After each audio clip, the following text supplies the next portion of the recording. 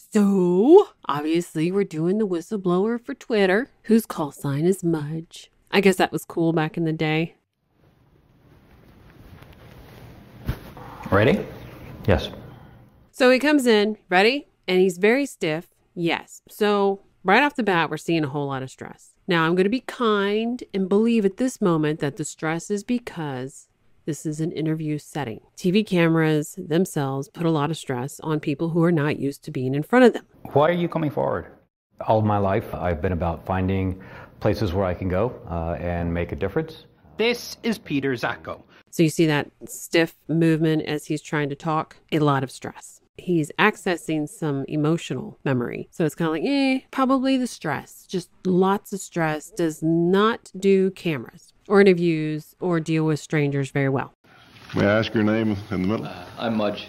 Zacko is better known in the hacking world by his nickname Mudge. He's been a renowned cybersecurity expert for decades. His roots are in hacking, figuring out how computers and software work.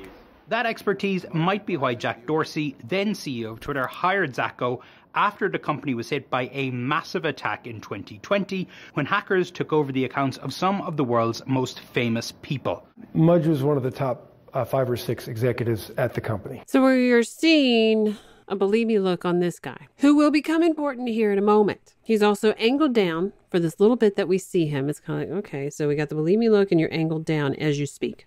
Zacko is represented by John Tai, who founded Whistleblower Aid, the same group that represented Facebook whistleblower Frances Haugen. We are in touch with the law enforcement agencies. They're taking this seriously. Twitter is pushing back, saying Zacko is peddling a narrative about our privacy and data security practices that is riddled with inconsistencies and inaccuracies and lacks important context.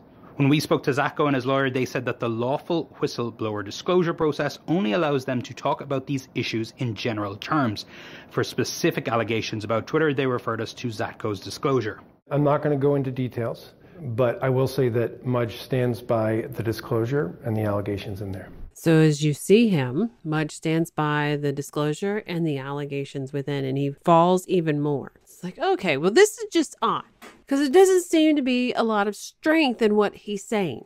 Or it could be there's not a lot of strength in the position that he's in. It's like, okay, why do you not have strength in this? And why does it seem like there's a hidey hole in it because you keep going lower and away? Zacko claims nearly half of Twitter's employees have access to some of the platform's main critical controls.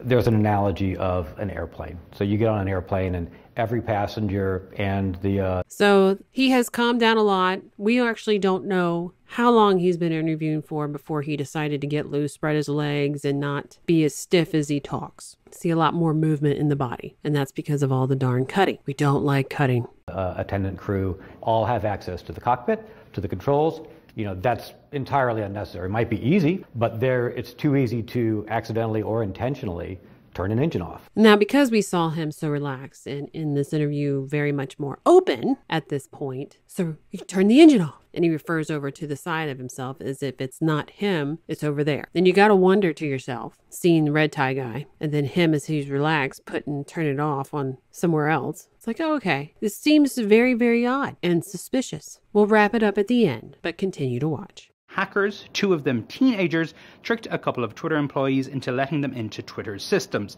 That gave them access to accounts, including that of then presidential candidate Joe Biden. I don't have to tell you the significance of being able to breach the Twitter accounts with many millions of followers, including of leading politicians 3 months from a presidential election. In the disclosure, you quote from a Wired magazine article that says, "But if a teenager with access to an administration panel can bring the company to its knees, just imagine what Vladimir Putin can do."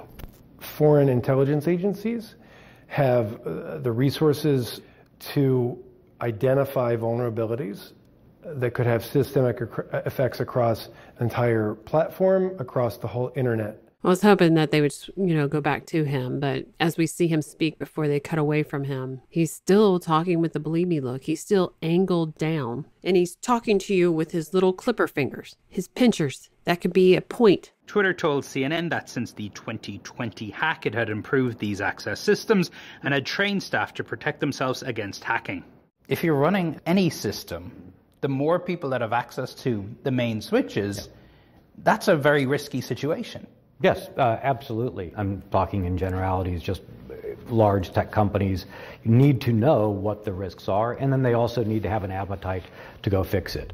So as he looks down and he's saying this, it's actually not against him in the sense of wrongness, deception, or, fabrication. It's that stressor coming through of whatever this situation is. Because we saw him relax, and then we're talking now about, what could happen. And so there seems to be a lot of stress from Red Tie Guy and him about the possibilities of what could happen if everyone had access. And that in itself doesn't really make a whole lot of sense. Emotionally speaking, you're a whistleblower about some wrong or something that's dangerous. You can have excitement around it as you want to get the information out. You can have anger around it as you want to get that information out. You can have fear around it as you want to get that information out. But avoidance of it is kind of like, that's a little odd. Why be a whistleblower and be in avoidance of that particular part, but be relaxed about, just saying the details of what it is. So you speculate that is your stressor. The details of it is not.